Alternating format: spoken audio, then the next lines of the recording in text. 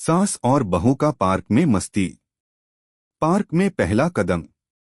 शहर के बाहरी इलाके में एक सुंदर सा पार्क था, जहां हरे भरे पेड़, रंग बिरंगे फूल और चिरपिंग बर्ड्स के बीच हर सुबह लोग आकर ताजगी महसूस करते थे। यह पार्क न केवल प्राकृतिक सुंदरता से भरा हुआ था, बल्कि यहाँ का माहौल भी बहुत शांत था। लेकिन उस दिन पार्क में कुछ खास होने वाला था।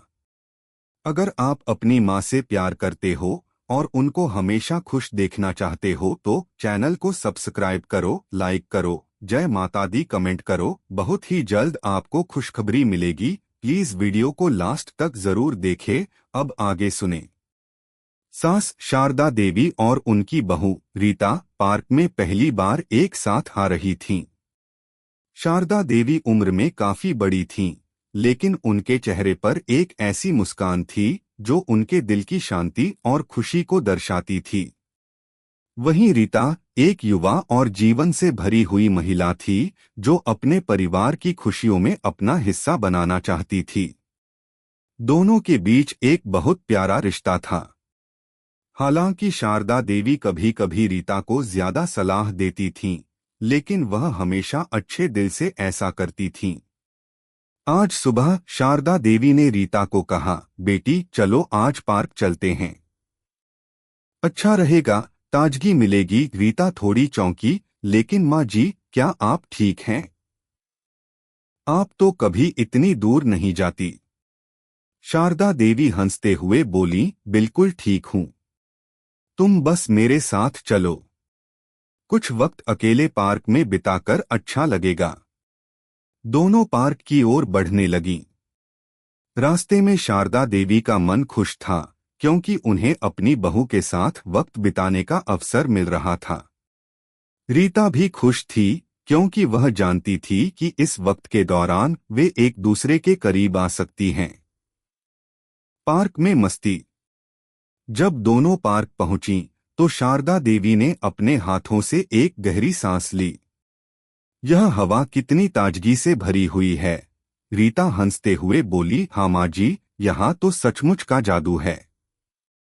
दोनों पेड़ों के नीचे बनी बेंच पर बैठ गईं और कुछ देर तक खामोशी से पार्क का दृश्य देखती रहीं।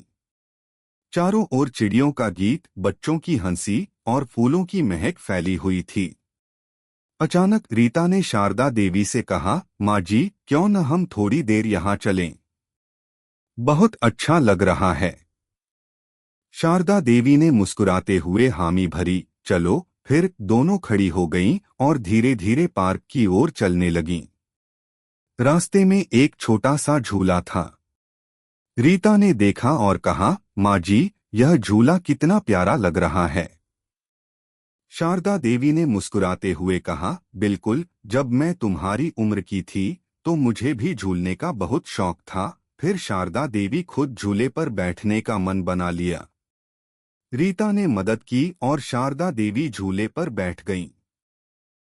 वाह, यह तो बहुत मजेदार है, शारदा देवी ने खुशी से कहा।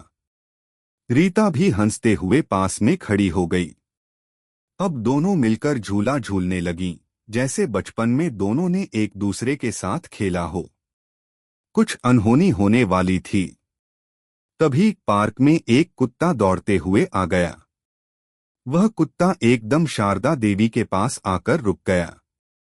शारदा देवी ने घबराकर कहा, अरे ये कुत्ता कहाँ से आ गया? रीता ने हिम्मत दिखाई और कुत्ते को दूर करने की कोशिश की, लेकिन कुत्ता हटने का नाम नहीं ले रहा था। कुत्ता अचानक भौंका, जिससे शारदा देवी डर गईं और झूला छोड़कर नीचे कूद गईं।